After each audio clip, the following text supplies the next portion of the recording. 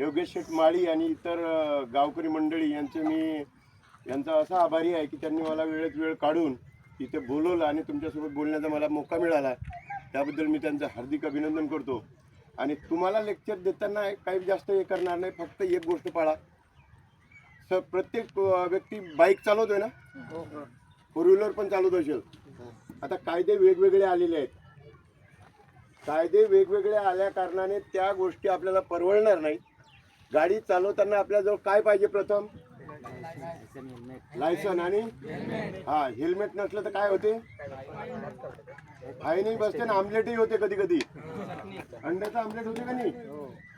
आता आम्ही आमलेट बरेचसे उचललेले आहेत हाताने, ते हे ग्लोव्ह घालून. त्यासाठी आपण वाहन चालवताना सावकाश वाहन चालवा. आपलं कोणीतरी घरी वाट बघते. आपण उन्हाळपणाने कुणाची तरी गाडी उचलतो किंवा आपले स्वतःची उचलतो, आईवडिलांना माहिती नसते आणि आपण काय करतो? निघून येतो आणि काहीतरी घडते. हे घडायला पाहिजे का? नाही ना. त्यासाठी तुम्ही काय राहायला पाहिजे? चाणाक्षी राहायला पाहिजे, हुशार राहायला पाहिजे.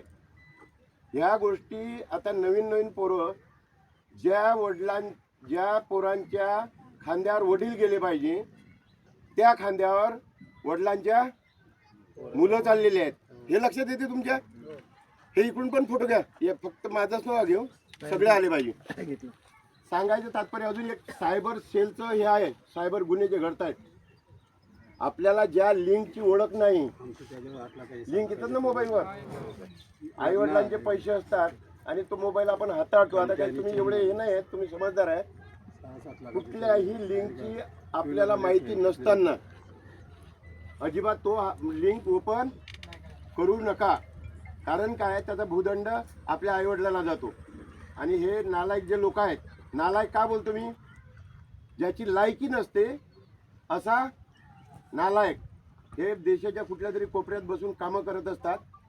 त्याच्याशी आता आमचा नेहमी पाला पडतोय. सायबर गुन्ह्याचं स्पेशल आपल्या नवी मुंबईला सायबर गुन्हे पोलीस स्टेशन ओपन केलेलं आहे. लक्षात ठेवा, नेरूळला आहे.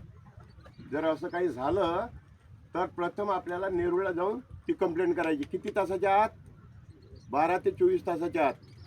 बँकेला कळून जर आपलं काही नुकसान झालं तर पैसे एकदम त्या नालायक लोकांच्या खात्यात जात नाहीत, ते राहत होते. पण आपण फसतो ना.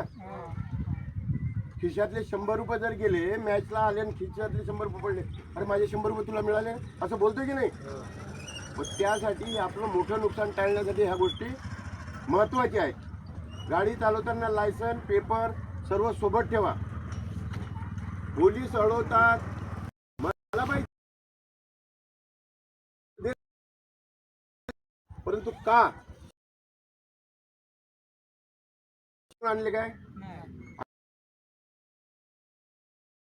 तरी पैशाला असेल लागू तुमच्या मॅचेस. पुन्हा मी हे सांगेल की चुक्या करू नका, पोलिसांच्या स्वाधीन होऊ नका. गुन्ह्याचं जे काय हे प्रकटीकरण आहे हे वाढलेलं आहे. हे तुम्हाला सांगायची जरूरत नाही. आपण न्यूज बघतोय, पेपर वाचतोय, सर्व गोष्टी माहिती आहेत. आणि आपल्या डोक्यातला जो उन्हाळपण आहे ना, आता गाड्या कशा चालवतात हे सगळ्यांना माहिती आहे. अरे आमच्या इकडे बघून आता कुठे पकडला गेला, तरी तो कुठे ना कुठे भेटतो. ह्या गोष्टी सगळ्या टाळा. बाकी मला तुम्हाला काही सांगायचं नाही. जर पटलं असेल तर